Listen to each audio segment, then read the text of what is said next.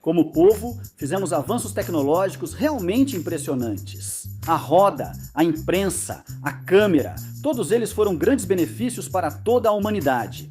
Um deles que talvez receba menos atenção é a comida enlatada. Assim como com os avanços citados, também fizemos coisas bem estranhas com ela. É por isso que hoje vamos dar uma olhada nos alimentos mais estranhos que já foram colocados em uma lata. Antes de começarmos, inscreva-se no canal Weird History Food. Depois, comente quais outros alimentos estranhos você gostaria de conhecer. Beleza, hora de mostrar nossa atitude de quem faz acontecer. Comida enlatada hoje é comum, mas nem sempre foi assim. Na França napoleônica, do início de 1800, o exército buscava desesperadamente uma forma de alimentar os soldados em longas campanhas. Como qualquer exército organizado, eles fizeram um concurso e ofereceram prêmio para quem conservasse alimentos sem estragar. E um confeiteiro francês, Nicolas Appert, decifrou o segredo ao selar alimentos em potes e aquecê-los até que os micro-organismos simplesmente desistissem.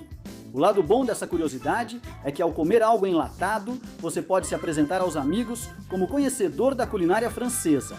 A ideia se espalhou pela Europa e Philippe de Girard, outro francês, ajudou a criar as primeiras latas de ferro revestidas de estanho no Reino Unido, tornando a invenção parisiense mais resistente e portátil. Eram pesadas, desajeitadas e exigiam um martelo para abrir, mas funcionavam. Em meados do século XIX, a comida enlatada era uma novidade, algo que você exibia porque podia durar estações, até anos. A demanda cresceu muito nas grandes guerras, quando exércitos buscavam rações baratas e duráveis. Soldados trouxeram o hábito, indústrias ampliaram a produção e logo empresas enlatavam desde sopas e ensopados até refeições completas. E à medida que a tecnologia se espalhou, as experimentações também aumentaram, e foi aí que as coisas ficaram malucas.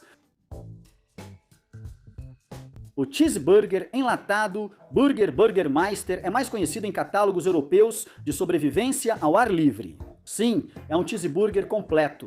Pão, hambúrguer, queijo e condimentos, tudo cozido numa lata. Acho que não conseguiram colocar batatas fritas junto. Se você quer saber como isso funciona, basta ferver a lata por alguns minutos, abrir e sai um hambúrguer quente ou algo bem parecido. As avaliações sugerem que o pão fica com uma textura de pudim. E o queijo? Bem, está tentando ao máximo lembrar o que já foi queijo um dia. Destinado a trilheiros, campistas e qualquer um disposto a arriscar as leis da física dos alimentos pela praticidade, o hambúrguer enlatado praticamente saiu de moda. Se houver uma guerra nuclear ou a sociedade for destruída por uma doença que cria hordas de zumbis, todos vamos agradecer a quem inventou um cheeseburger que pode ficar fora da geladeira, que só precisa de água fervente e força de vontade. A Escócia é a terra natal da gaita de foles, dos kilts e do zelador Willy, e o prato nacional é o haggis. Se você não conhece, haggis é coração, fígado e pulmões de ovelha misturados com aveia e temperos, e já é enlatado há décadas. Haggis enlatado não é estranho para quem cresceu ao alcance do som de uma gaita de foles em Glasgow. Mas, para os de fora, parece o chefão final da categoria de carnes enlatadas. Ao contrário do cheeseburger enlatado, o haggis enlatado é feito para ser bom, se você gostar desse tipo de comida. A lata preserva a textura tradicional e muitos escoceses expatriados não abrem mão dele. É consumido no café da manhã, na noite de Burns e em situações onde levar um estômago de ovelha inteiro seria inadequado. Não é só manteiga de amendoim, não é só geleia, é um sanduíche completo, pronto. Criado para kits de emergência, campistas e quem não sabe fazer um sanduíche de pasta de amendoim com geleia, essa versão pronta é selada, esterilizada e mantém o pão intacto, provavelmente graças a algum tipo de magia negra. Sinceramente, é melhor não pensar nisso. Por dentro, ele é mais cozido no vapor do que torrado, mas avaliadores dizem que a pasta de amendoim continua ótima, como um Uncrustable raro. Talvez por isso, essas latas ainda sejam populares. Apesar da popularidade também vir do nome com trocadilho Kennedwich, que é bem engraçado. Spotted Dick é um pudim britânico clássico, feito de gordura bovina e frutas secas. Então, a estranheza aqui é 90% por causa do nome e 10% pelo fato de vir enlatado. Spotted Dick enlatado é uma sobremesa que dispensa geladeira. Basta cortar uma fatia, comer e cobrir com creme inglês para ter um sabor da Inglaterra vitoriana. O enlatamento combina com a tradição, pois pudins ingleses são cozidos no vapor em recipientes há séculos. Assim, a estranheza é tipo 95% só por causa do nome. Sim, pode agradar quem tem o senso de humor de uma criança de 8 anos, mas, convenhamos, Spotted Dick enlatado? Isso é simplesmente engraçado.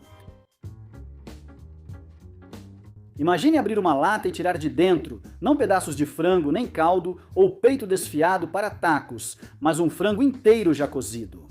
Parece algo que você veria em um desenho animado antigo, mas essa estranheza americana foi na verdade um item cult no meio do século XX, e isso aconteceu principalmente porque ela resolvia um problema. As pessoas queriam frango assado, mas não queriam prepará-lo. Era um problema, mas não grave. De qualquer forma, a relutância do público em geral em assar seus próprios frangos provavelmente se devia à acessibilidade ou ao tempo gasto. Certamente, parte disso é pela novidade de ver um frango inteiro coberto de gelatina deslizando devagar de uma lata, como um bebê nascendo. O frango inteiro enlatado é usado principalmente em caçarolas ou pratos de panela elétrica. Mas vídeos de youtubers tentando pôr o frango inteiro escorregadio no prato, como um tronco gelatinoso, mantiveram sua lenda. Carne de rena enlatada é comum em países nórdicos, onde é uma fonte tradicional e sustentável.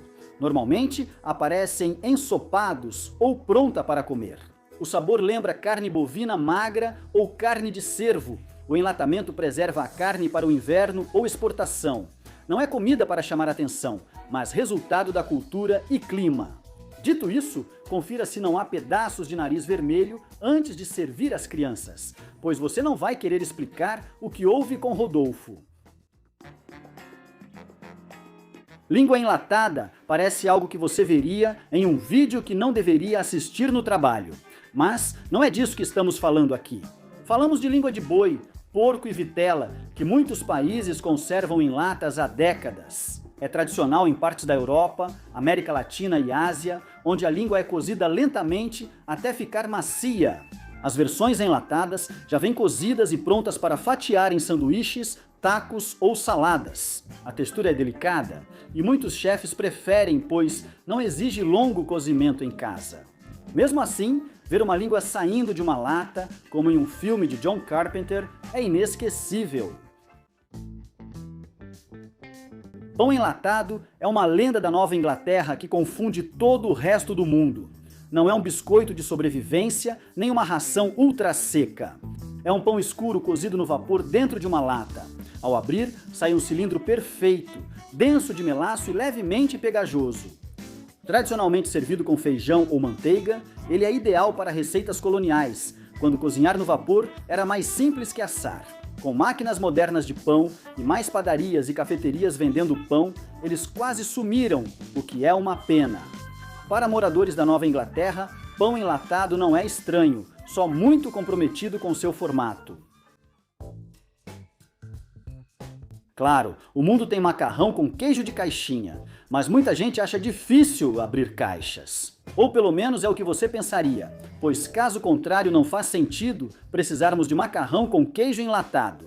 Ainda assim, existe. E quando você abre o macarrão com queijo enlatado, o que sai é um cilindro sólido e trêmulo de macarrão unido por um molho de queijo. Tão laranja que até o Sunny D da sua geladeira vai ficar com inveja. Como comer esse bloco de macarrão com queijo depende de você. Você pode fatiar como uma terrine, algumas pessoas fritam as fatias, outras misturam em caçarolas e algumas apenas olham para aquilo, se perguntando como a vida as levou até ali. Molho costuma vir em latas e muitos colocam em hambúrgueres. Então, por que não colocar logo o hambúrguer dentro da lata também? Bem, alguém deve ter tido essa ideia porque inventaram hambúrgueres enlatados com molho. Brincadeiras à parte, esse produto das mercearias americanas, relíquia dos anos 70 e 80, buscou combinar bife Salisbury com praticidade. Dentro da lata, você encontra hambúrgueres em formato de disco flutuando em molho marrom. É só esquentar, colocar no prato e o jantar está pronto. Claro, hoje em dia é menos comum ver bife Salisbury, ainda mais enlatado por praticidade. Ainda assim, ambos existem, principalmente devido a lanchonetes e blogs de receitas antigas. Cérebros não são mais exclusivos de zumbis. Essa especialidade do sul dos Estados Unidos existe há gerações e integra a tradição de aproveitar todo o animal. Antigamente, cérebros de porco eram comuns no café da manhã, cozidos em molho cremoso e mexidos com ovos ou servidos com pão tipo biscuit. Eles não são mais tão populares, seja enlatados ou frescos. Isso não é porque os americanos modernos acham estranho comer cérebros, ou não só por isso, mas porque do ponto de vista nutricional, eles têm um teor extremamente alto de colesterol, sugerindo que todos aqueles sobreviventes de The Walking Dead deveriam apenas ter ficado quietos por um tempo e esperado que os zumbis se matassem sozinhos por causa dos próprios hábitos alimentares terríveis. Agora pegue seus abridores de lata e, como dizem na França, terra da comida enlatada. Bon appétit! Então, o que você achou? Alguma dessas opções pareceu algo que você gostaria de experimentar? Conta pra gente nos comentários aqui embaixo e, aproveitando, dá uma olhada em outros vídeos do Weird History Food.